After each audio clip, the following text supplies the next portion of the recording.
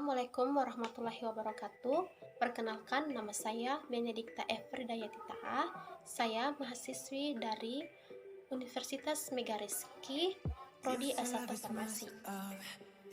Video ini saya buat untuk memenuhi tugas mata kuliah wawasan ilmu farmasi.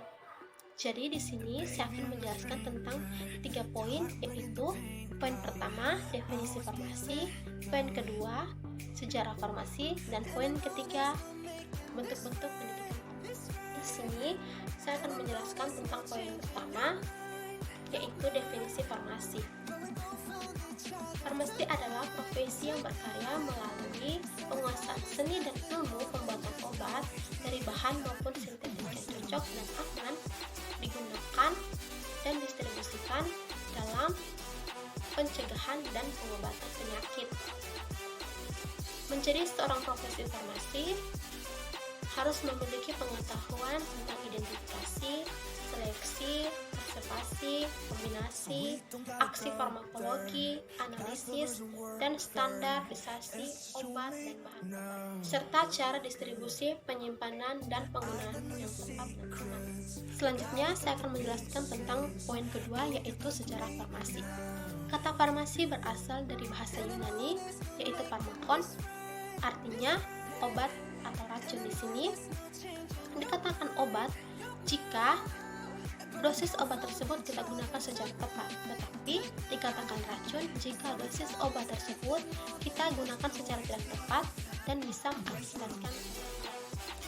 Farmasi merupakan profesi kesehatan yang meliputi kegiatan di bidang penemuan, pengembangan, produksi, pengolahan, racikan, informasi obat, dan distribusi obat. Ilmu kefarmasian belum dikenal dunia. Pada zaman Hippocrates, atau yang lebih dikenal dengan sebutan Bapak Ilmu Kedokteran, pada tahun 460 sampai 370 sebelum Masehi. Pada masa itu, seorang dokter memiliki banyak tugas. Selain mendiagnosa penyakit, seorang dokter juga harus membuat atau meracik obat, layak halnya seperti seorang apoteker. Seiring dengan perkembangan zaman dan ilmu pengetahuan kesehatan, problematika dan pengadaan obat menjadi semakin sulit, baik karena formulanya dan cara pembuatan obat. Maka itu, dibutuhkanlah seorang yang dapat mendalami keahlian dalam pembuatan dan peracikan obat.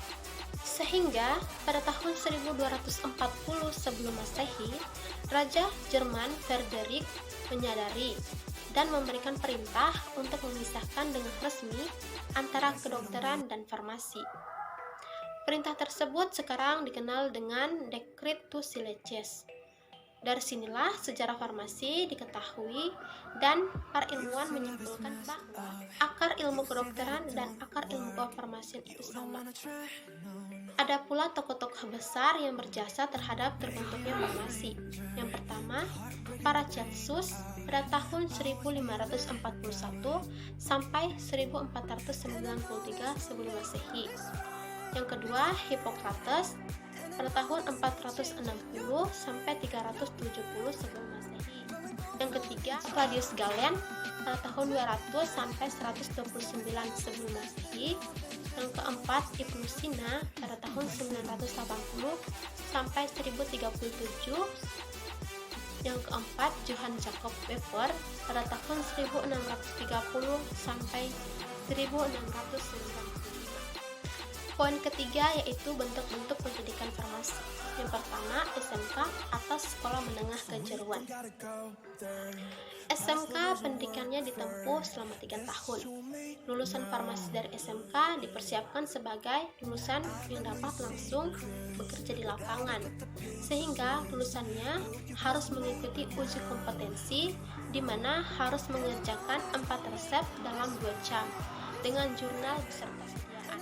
Dari ujian inilah siswa mendapat STRTTK atau Surat Tanda Registrasi Tenaga Teknis Kefarmasian sebagai bentuk surat izin untuk melakukan praktek kefarmasian. Namun, pemberian STRTTK ini berakhir pada tahun 2014 dan untuk seterusnya kebijakan ini sudah tidak berlaku. Jadi, untuk menjadi asisten dari seorang apoteker harus mendapatkan gelar D3. Yang kedua yaitu D3. D3 ini dimana lulusannya memang dipersiapkan untuk bekerja. Secara pembelajaran, D3 tidak jauh berbeda dengan SMK. Namun, teori yang diberikan itu lebih kompleks.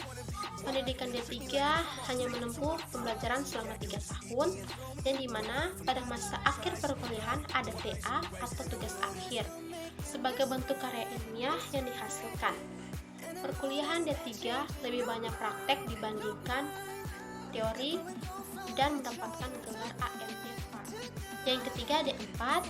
D4 ini jangka studinya selama 4 tahun dan mendapatkan gelar SSI atau Sarjana Sains Indonesia. Yang keempat S1 Farmasi, di mana jangka studinya selama 4 tahun dan mendapatkan gelar S1 Farmasi. Yang kelima yaitu profesi apoteker, jangka studinya ini selama 1 tahun dan mendapatkan gelar APT atau apoteker. Yang keenam, S2 atau Magister, jangka studinya 2 tahun dan mendapatkan gelar M.Pharm atau MSI. Yang ketujuh, S3, jangka studinya selama 3 tahun dan mendapatkan gelar doktor.